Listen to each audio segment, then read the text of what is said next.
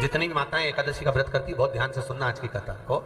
शायद जिंदगी में मिली ना मिली, और ये कथा का रिश्ता तो बहुत ध्यान से सुनना, ध्यान से। स्कंद पुराण यहाँ तक कहती है कि इस कथा के चरित्र को जो श्रवण कर लेता है उसको 26 एकादशी करना भी नहीं पड़ती। इस एकादशी की केवल ये कथा सुनकर ही वो तर जाता है। बहुत ध्यान से सुनना इसको, कथा तो बड़े भाव से सुन लो। सबसे पहला नियम एकादशी व्रत का, सबसे पहला नियम है कि आप जिस दिन व्रत करो उसके एक दिन पहले भक्ति का संचार इस हृदय में कर लो। भक्ति का संचार इस हृदय में कर लीजिए। जिस दिन आप व्रत करो, जैसे एकादशी का व्रत कर रहे हो, तो दशमी के दिन शाम का समय जब आवे, रात्रि जब होने लगे, शाम का समय आवे, और रात्रि का आप जब भोजन ग्रहण करो तो उस भोजन में कोई ऐसा पदार्थ ग्रहण मत करिए जिस पदार्थ के कारण आपकी एकादशी बिगड़ गया। कोई बेकार भोजन में ग्रहण नहीं करना, श्रेष्ठ भोजन ग्रहण करिए दशमी। और एकादशी का दूसरा नियम बहुत ध्यान से सुनिएगा। जिस दिन आपकी एकादशी का व्रत हो उस दिन प्रयास करिएगा कि अपने हाथ से किसी भी वृक्ष की कोई पत्ती टूटे ना। अपने हाथ से किसी भी वृक्ष की, पौधे की, किसी भी वृक्ष की पत्ती अपने हाथ से ना टूटे। बहुत ध्यान दीजिएगा महाराज। एकादशी का ये दूसरा नियम है कि अपने हाथ से किसी पौधे की, किसी वृक्ष की, किसी डाली की कोई पत्ती टूटे ना। कितना सुंदर व्याख्यान कहा है, कितना सुंदर वर्णन है महाराज, कि मात्र एकादशी का व्रत कर लेने पर, मात्र एकादशी का व्रत कर लेने पर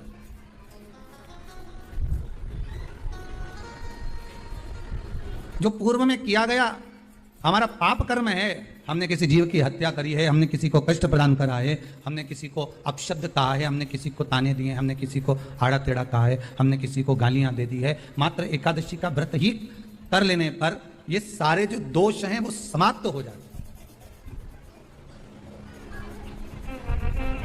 सारे दोष हमारे समाप्ति पर आ जाते हैं।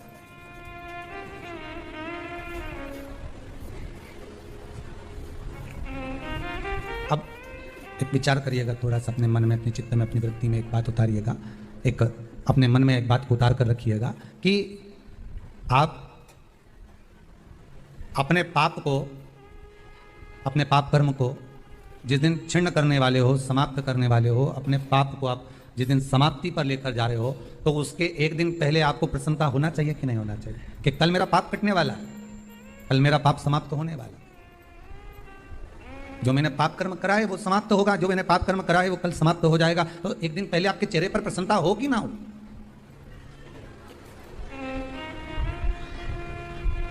और चेहरे पर वो प्रसन्नता आपके आना चाहिए कि कल मेरा एकादशी का व्रत है, आज दशमी है, कल एकादशी का व्रत है, तो कल मेरी जब एकादशी का व्रत रहेगा तो मेरा ना जाने कितना कितना पाप, कितना पित्त, कितना असत्य, कितना कितना झूठ, कितना कितना प्रपंच वो समाप्त हो जाएगा। इसमें मुझे प्रसन्नता हो, इसमें मुझे आनंद हो।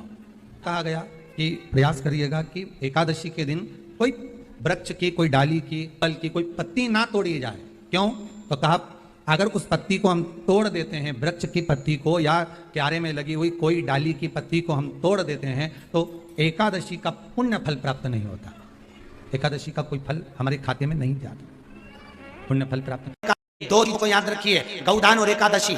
श्रीमद् वल्लभाचार्य जी ने मायावत का खंडन करा था जगन्नाथपुरी में, और श्रीमद् वल्लभाचार्य जी ने कहा था एकादशी मरने के बाद मत दो, एकादशी जीते जी दो। कहा था कि नहीं कहा था? जीते जी दान करिए। इसलिए जगदीश में, जगन्नाथपुरी में एकादशी उल्टी लटकी हुई है। करें अपने दर्शन, जगदीश में एकादशी को उल्टा लटकाया। क्यों? क्योंकि वल्लभ ने कहा कि एकादशी जीते जी दो। कई पंडितों कहते हैं तुम्हारे दादाजी मर गए, जब 12वें का दिन होता है ना तो पंडित जी संकल्प छुड़ाते हैं, दो एकादशी। बड़े बेटे ने 5 दे दी, छोटी बहू ने 3 दे दी, उसने 2 दे दी, उसने 2 दे दी, तो क्या तुम्हारे दादाजी भिखारी थे जो तुम्हारी एकादशियां लेकर जाएंगे? और तुम कौन होते हो दादाजी को एकादशी देने वाले? तुमने कौन सा इतने पुण्य कर लिए जो तुमने एकादशी दे दी?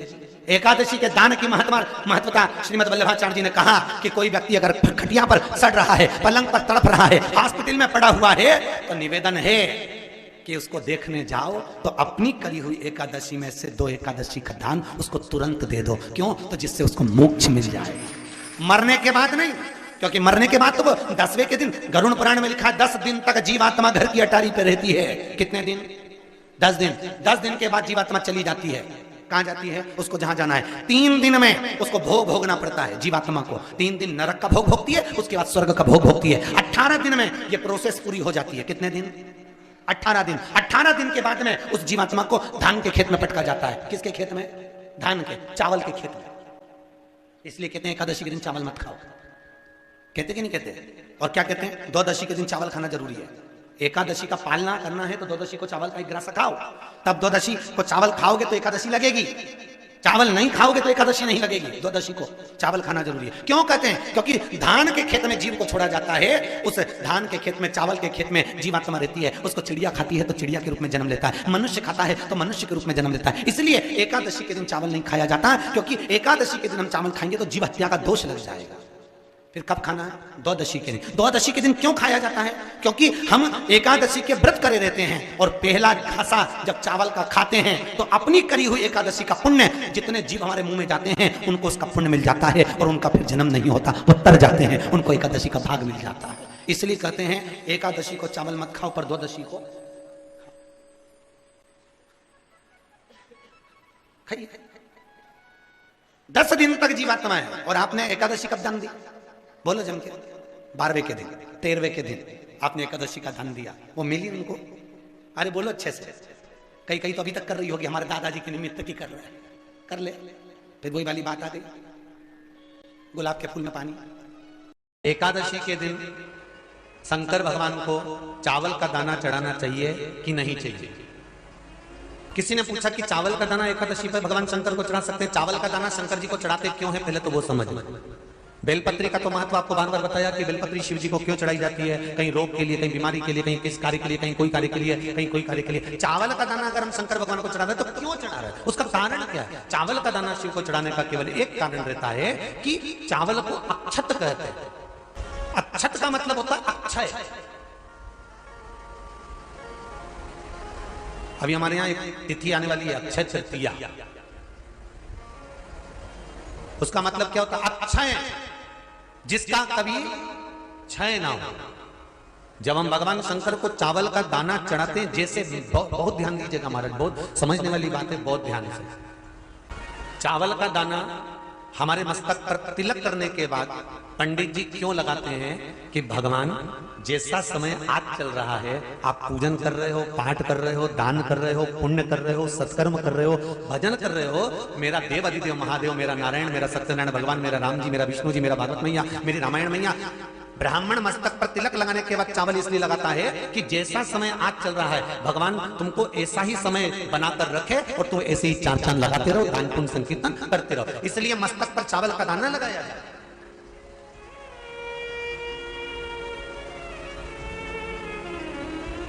कोई मर जाता है, मरने के बाद जब तक पगड़ी नहीं होती तब तक माथे पर तिलक, चावल का दाना लगाया जाता है। जम के बोलो जरा।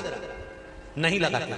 किसी पंडित जी से पूछो, ब्राह्मण देवता से पूछो, ब्राह्मण देवता ये कोई मर गया और हमारा तो नियम है कि हम सिर पे तिलक लगाते हैं, चावल लगाते हैं, या पंडित जी से हम तिलक लगवाते हैं, मंदिर जाते हैं तो मंदिर में जाके तिलक लगवा के हम चावल का दाना लगवाते हैं। क्यों नहीं लगाते? उसका कारण क्या है? जब किसी के मरने के बाद 10 दिन तक, 12 दिन तक मस्तक पर तिलक क्यों नहीं लगाया जाता? 10-12 दिन तक माथे पर तिलक या चावल क्यों नहीं लगाया जाता? उसका कारण है कि ये जो समय आया है, तुम्हारे यहाँ जो गमी हुई है, तुम्हारे यहाँ कोई मर गया है, तुम्हारे यहाँ किसी के प्राण छूट गए हैं, तो ब्राह्मण इसलिए तिलक नहीं लगाता आपको, इसलिए चावल का दाना नहीं लगाता कि ऐसा दिन भगवान अब ना लाए, इसको अमर ना करे, इसको अक्षय ना करे, इसको प्रबल ना करे।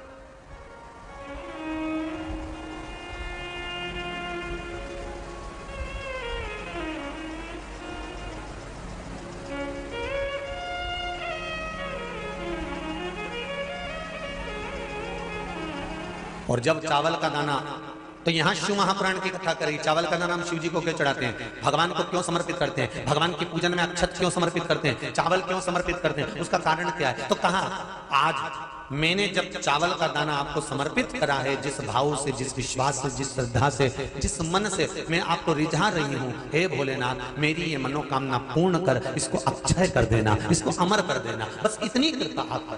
किसी ने पूछा एकादशी के दिन चावल चढ़ाए कि नहीं चढ़ाए, तो यहां तो सीधी सीधी बात है, बीमारी देखकर थोड़ी ना आती है कि नवरात्र चल रहे हैं कि सावन का सोमवार चल रहा है। बीमारी तो बीमारी। तुम चावल मत खाओ। तिरुपति कौन कौन गया?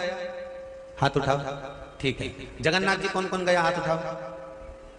हाँ ठीक है। द्वारका जी कौन कौन गया? हाथ उठाओ। ठीक है। बद्रीनाथ कौन कौन गया? हाथ उठाओ।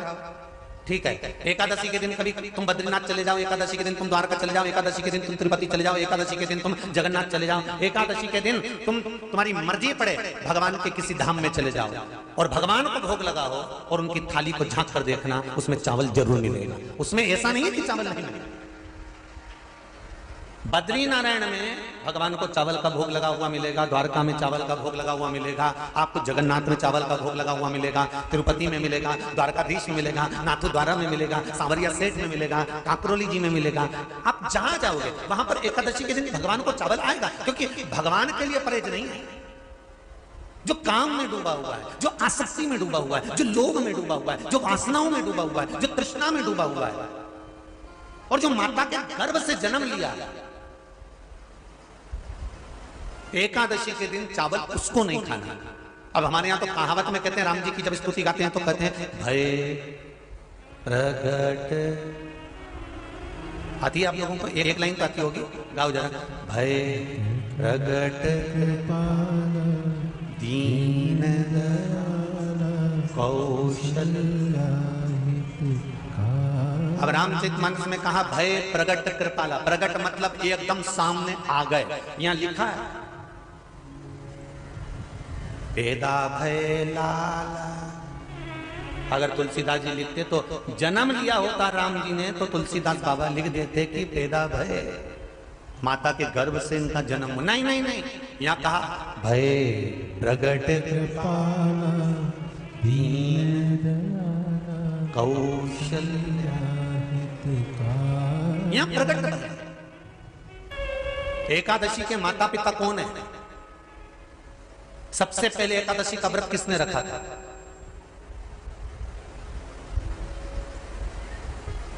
एकादशी का जन्म स्थान कहां है? दुनिया के लोग बहुत प्रश्न करते हैं, राम जी अयोध्या में हुए थे, भगवान कृष्ण मथुरा में हुए थे, तो एकादशी कहां हुई थी? तो उसको बताना तो पड़ेगा कहां हुई थी।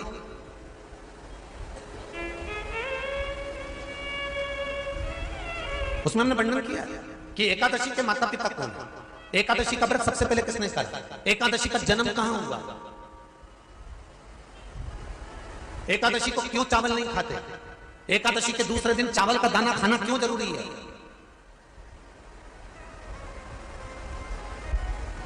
कौन सा तीर्थ है जहां एकादशी को उल्टा लटका दिया। एक एक चीज का वर्णन स्कंद पुराण सब चीजों का वर्णन कर दिया। प्रत्येक तो यहां जो वर्णन आया कि आप मनुष्य जो माता पिता के गर्भ से, माता के गर्भ से जन्म लिया हो, संसार में जिसका जन्म हुआ हो और मृत्यु लोक में गर्भ की कैद में रहने के बाद जन्मा हो, उसको एकादशी के दिन चावल नहीं खाना चाहिए। मारा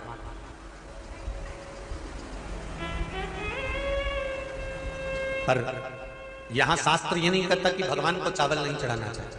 यहां शास्त्र कहता है आप शिव जी को चाहे एकादशी हो, चाहे द्वादशी हो, चाहे प्रदोष हो, चाहे पूर्णिमा हो, चाहे अमावस्या हो, चावल का दाना आप भगवान शिव को समर्पित कर सकते हो। और ज्यादा नहीं, शंकर कभी ये नहीं कहते कि मुझे बहुत सारा चढ़ा।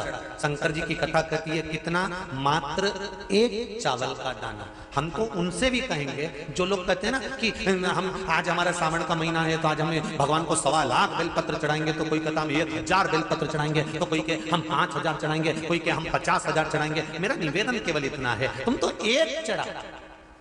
और ये भी जरूरी नहीं है, एक बेलपत्र भी कब चढ़ाई जाती है शंकर भगवान को, जब तुमने किसी एक बेलपत्र का पेड़ लगाया होगा और वो पेड़ बड़ा हो गया होगा, तब तुम हकदार बनते हो कि किसी के पेड़ की बेलपत्र तोड़कर शिव को चढ़ाई जाए। एकादशी के दिन बन सके एक बेलपत्र, उस बेलपत्र के मध्य भाग में बीच वाली पत्ती पर लाल चंदन और दोनों पत्तियों पर पीला चंदन, नीचे वाली दोनों पत्तियों पर पीला चंदन, बीच वाली पत्ती पर लाल चंदन और दोनों पत्तियों पर पीला चंदन। और इसी बेलपत्र के साथ में जो लाल चंदन वाला जो पत्ती है उस पर एक श्वेत पुष्प, सफेद फूल रखकर आप अपनी कामना कर कर जब आपको जल चढ़ाते चढ़ाते 3 महीना 4 महीना 5 महीना 6 महीना आपके हो जाए और बाबा देवाधिदेव महादेव को जल चढ़ाते चढ़ाते समय बीत जाए, तब बाबा से अपने दिल की बात कहने के लिए लाल चंदन, सफेद पुष्प, पीला चंदन दोनों पत्नियों पर अपने हाथ में लेकर कामना कर कर अशोक सुंदरी वाली जगह पर जब हम उसको समर्पित कर, अशोक सुंदरी वाली जगह पर ये शिवलिंग जलाधारी और उसके सामने का जो भाग है उसके मध्य भाग में अशोक सुंदरी का स्थान। बस इसी स्थान पर बेलपत्र और श्वेत पुष्प, बीच वाली पत्ती पर लाल चंदन, आसपास की पत्तियों पर पीला चंदन और वो शिवलिंग की सम्मुख में जो अशोक सुंदरी का स्थान है वहां समर्पित कर उस स्थान। ये रोज नहीं करना, फिर ध्यान देना, कभी कभी 4-6 महीने निकल जाए, 8 महीने निकल जाए, 3 महीने निकल जाए, 5 महीने निकल जाए उस स्थान, और ये हमने एक बार नहीं बताया, इसको पहले भी वर्णन कर सकते। एकादशी के दिन गंगा के जल में मात्र 7 बेलपत्री डालकर जो नंदीश्वर भगवान अर्थात जो शंकर जी के शिवलिंग के सामने नंदी होता है, उस नंदी के चरण पर गंगा का जल चढ़ाकर बेलपत्री शिव पर समर्पित कर देता है, उसके घर में रुपया रुकना चालू हो जाता है। फिर वो गलत जगह पर नहीं जाता, गलत स्थान पर वो धन जाएगा ही नहीं। बेटा अगर व्यसन में पड़ा हुआ है, मदिरापान में पड़ा हुआ है, मांसाहार में, जुए आदि में जा रहा है, तुम्हें लग रहा है कि मेरा बेटा गलत मार्ग पर जा रहा है, ये मित्र दोस्ती गलत हो रही है, वो सही जगह पर आ जाए तो हो रही है। 30,000 रुपये महीना, 40,000 रुपये महीना कमा कर लेकर भी आ रहा है, कमाई तो आपकी हो रही है। 30-40,000 रुपये महीना आप कमा रहे हो, 50,000 रुपये महीना, 1 लाख 2 लाख 4 लाख रुपये आप कमा भी रहे हो, पर आया और चला गया, उसका क्या करोगे?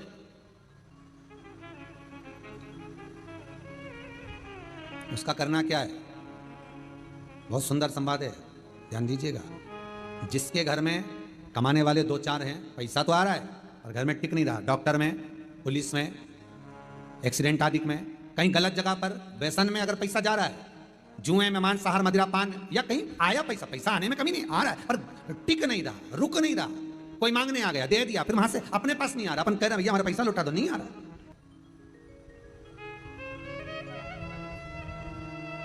करना है एकादशी। कई लोग इसको धन के लिए भी करते हैं, संपदा के लिए, संपदा के लिए अर्थात जिसका व्यापार नहीं चलता, जिसके घर में पैसा नहीं आता, या नौकरी नहीं लग रही, या सर्विस नहीं लग रही, आप अप्लाई कर रहे हो, जगह जगह जाकर इंटरव्यू भी दे रहे हो और पैसा नहीं आता, तो उसके लिए भी प्रयास किया जाता है। पर उसके लिए यहाँ पर जो धन के लिए करते हैं, उसके लिए विष्णुपदी के लिए करते हैं। मतलब जैसे गंगा के जल में तुलसी के 11 पत्ते डाले जाते हैं। कितने पत्ते डालते हैं? 11 तुलसी के पत्ते डालते हैं, और उसको किसी भी नारायण के मंदिर में, राम कृष्ण शिव, शंकर नहीं, राम कृष्ण भगवान विष्णु, दत्त आदि जितने नारायण के मंदिर हैं, उस मंदिर में किसी भी पात्र में, एक छोटे से पात्र में उसको भरकर रखी आते हैं महाराज। उससे भी जॉब, सर्विस, नौकरी में सफलता प्राप्त हो जाती है, परंतु वो भी एकादशी को ही होता है। कुछ देर तक पात्र को रखा जाता है, फिर वही पात्र का जल किसी भी वृक्ष के नीचे डाल दिया जाता है, उससे भी नौकरी के लिए फायदा मिलता है। गंगा का जल कोई साधारण नहीं।